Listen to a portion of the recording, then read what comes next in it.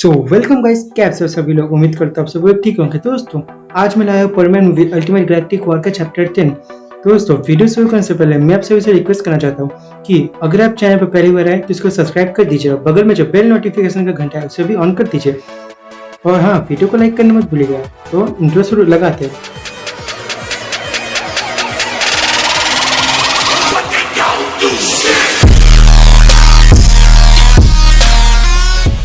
तो last episode में हमने देखा कि परमैन्स डायमेंशन 4 में चले आते हैं और फिर वहाँ पे जाके वो लोग वेदर कंट्रोल वाला टेक्निक भी सीख जाते हैं और फिर तभी वहाँ पे टाइफून मैन वहाँ पे हमला कर देता है। जैसे ही तभी परमैन्स उन्हें अपनी ताकत और एक साथ मिलकर उसको हरा देता है और फिर डायमेंशन 4 को बचा लेता है। Next part starts from here. और फिर अगले दिन का सुबह होती है, परमैन्स का भी जाने का वक्त हो जाता है। आप लोगों की बहुत याद आएगी। काश सब लोग यहाँ पे कुछ जोर और रुकते हैं। डायमेंशन 5 के चीफ को मेरी तरफ से हाई बोलिएगा। जी बिल्कुल। और फिर परमैन्स तभी स्टोन की मदद से वहाँ पे पोर्टल खोलते हैं और फिर उसके अंदर चले आते हैं। फिर वो लोग जाते ही रहते हैं, वापस उसी जगह से जाते रहते हैं। फिर तभी उनके सामने वापस से वो वाइट लाइट आती है और फिर वो निकलते हैं। तो वहाँ से निकलते हैं और फिर देखते हैं डायमेंशन 5 एकदम पुराने ज़माने की अर्थ की तरह लग रही थी। फिर दोस्तों देखो तो ये डायमेंशन 5 एकदम प्रिमिटिव एज जैसी लग रही है।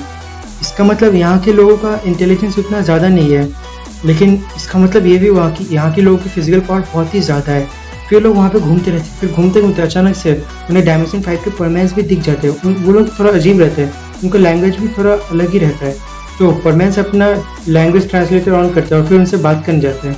हेलो, मैं हूँ परमैन डायमेंशन 7 से, तुम लोग से मिलकर अच्छा हुआ। फिर वो लोग बोलते हैं नहीं, तुम झूठ बोल रहे हो, जरूर तुम कोई जासूस हो, इन्हें पकड़ो। और फिर तभी उनके बीच में फाइट हो जाती है, लेकिन आप नतीजा जानते ही होंगे कि अपने परमैन्स जीत जाते हैं। सुनो, हम कोई दुश्मन नहीं है, हम तुम्हारी मदद करने आते हैं, अपने बर्डमैन को बुलाओ। ठीक है। और फिर थोड़ी देर में वहाँ पे उनके बर्डमैन वहाँ पे आते हैं। बताओ तुम लोग कौन हो, तुम लोग यहाँ पे तो नहीं लगते। हम सभी लोग डायमेंशन 7 के परमैन, हम यहाँ पे इंटर डायमेंशन स्टोन की मदद से आए हैं। आप लोगों को जल्द से जल्द परमैन आर्मी को बुलाना होगा, जल्द से जल्द। क्यों, क्या इमरजेंसी आ गई है? तुम्हें परमैन आर्मी की क्या जरूरत पड़ेगी? बताओ क्या इमरजेंसी है?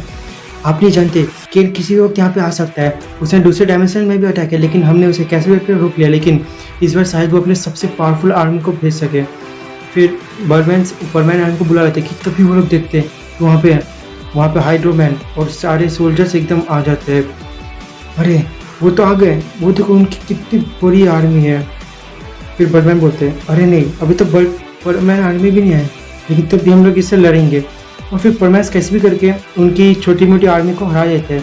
लेकिन तब भी वहाँ पे हाइड्रोमैन आ जाता है और फिर उन्हें रोक लेता है। बताओ तुम कौन हो? हाँ, मैं हूँ हाइड्रोमैन। तुमने बाकी के सोल्जर्स को हरा दिया, लेकिन तुम मुझसे नहीं जीत पाओगे। हाँ, इतनी अकर, अब तू इससे बच के दिखा। और फिर परमैन्स एकदम स्पीड से जाता है अपने बहुत ही पावरफुल पंच को लेके और फिर उसको माने जाते हैं कि तभी वो उसके आर पार निकल जाता है।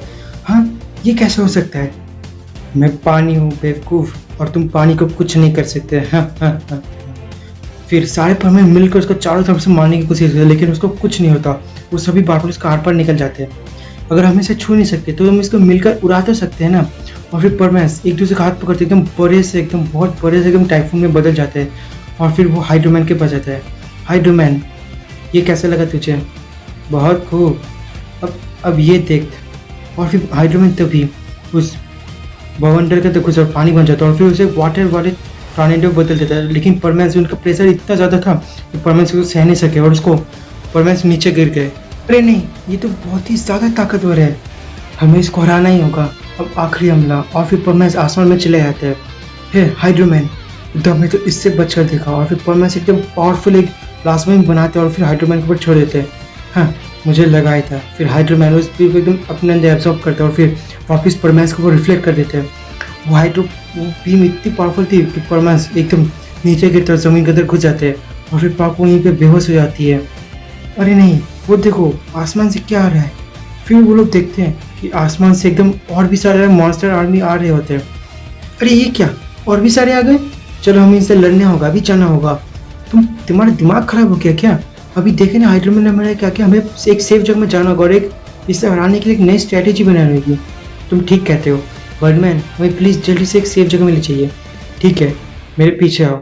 और फिर परमैन्स परमैन पाको को उठाकर एक सेफ जगह में आ जाता है जहाँ पे बर्डमैन उन्हें ले आते हैं। वो एक छोटी सी झोपड़ी टाइप की होती है।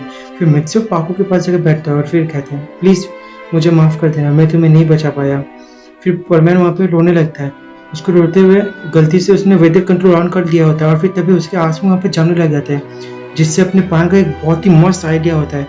फिर पायन, मित्सु, मुझे बहुत ही एक अच्छा आइडिया आया है, अभी सुनो। फिर पायन सभी को हाइड्रोमैन से लड़ने के लिए नई स्ट्रेटेजी बताता है कि तभी वहाँ पे पाको को होश आता है। पाको, तुम ठीक तो हो ना, प्लीज बताओ। हाँ परमैन, मैं ठीक हूँ और मुझे पायन का आइडिया बहुत ही ज्यादा सही लगा। तुम पागल हो गई हो क्या? अभी तुम्हें चोट लगी, तुम्हें आराम की जरूरत है। अरे परमैन, तुम भी ना, हम परमैन से हमें इतना सा चोट तो लगती रहती है। फिर परमैन भी इससे सहमत होता है और फिर तभी बर्डमैन कहते हैं, बच्चों परमैन आर्मी आ चुकी होती है, हमें भी जल्दी जाना होगा। हाँ हम भी तैयार है, आपको बस उनसे उन आर्मी का ध्यान भटका है, बाकी सब हम संभाल लेंगे। और फिर सीन चेंज होता है। अब एक तरफ परमैन की टीम और दूसरी तरफ हाइड्रोमैन की टीम। अभी सभी लोग अटैक। और फिर तभी वहाँ पे जंग छिड़ जाती है और फिर मित्सो कहता है, हे हाइड्रोमैन, अगर तुम्हें तो हमसे लड़कर दिखाओ। हाँ बिल्कुल। और फिर तभी वो लोग एक दूसरे से पकड़म पकड़ाई करते करते ग्लेशियर के पास आ जाते हैं। तुम लोग मुझसे नहीं बच सकते हो, कुछ भी कर लो। हाँ, क्योंकि हम तुझे भी हराने वाले हैं। अभी दोस्तों टाइफून। और फिर लोग फिर से बाउंडर बन जाते हैं। नहीं, ये बच्चों के ट्रिक मेरे साथ नहीं चलेंगे। और फिर तभी हाइड्रोमैन उसके अंदर घुस के वापस से वो वाटर टॉर्नेडो बन जाता है। हाँ, लेकिन इस बार नहीं दोस्तों, आइस फॉर्म।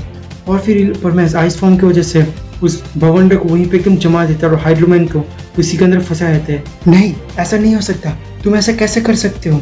हाँ जरूर कर सकते हैं दोस्तों, अभी फायर फॉर्म। और फिर तभी परमैन से बड़े से फायर फॉर्म में बदल जाते हैं और फिर तभी हाइड्रोमैन को एक आइसबर्ग के अंदर तोड़कर उसको कैप्चर कर लेते हैं। और अभी दोस्तों final attack, ultimate plasma beam. और फिर तभी वो फाइनल अटैक इतना ज़बरदस्त था कि हाइड्रोमैन एक ही बार में हार जाता है और फिर वहाँ से दुम दुमाकर भाग जाता है।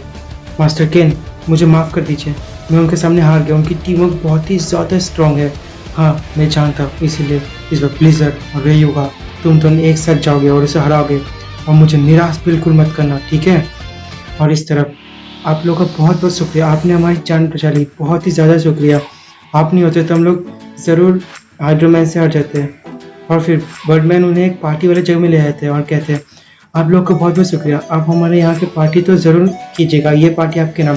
ये देख कर मित्सु एकदम खुद चौक, मतलब रुक नहीं पाता खुद देखो, और पार्टी में जाकर टूट पड़ता, सब लोग हंसने लगते हैं। To be continue. दोस्तों ये थे पार्ट 10। आशा करता आपको पसंद आया होगी। दोस्तों अगर आपको वीडियो पसंद है इसको लाइक कर दीजिए, क्योंकि नेक्स्ट पार्ट इससे भी खतरनाक, बहुत ही ज़्यादा खतरनाक लड़ाई होने वाली है। और हाँ, गुड बाय, सायोनारा।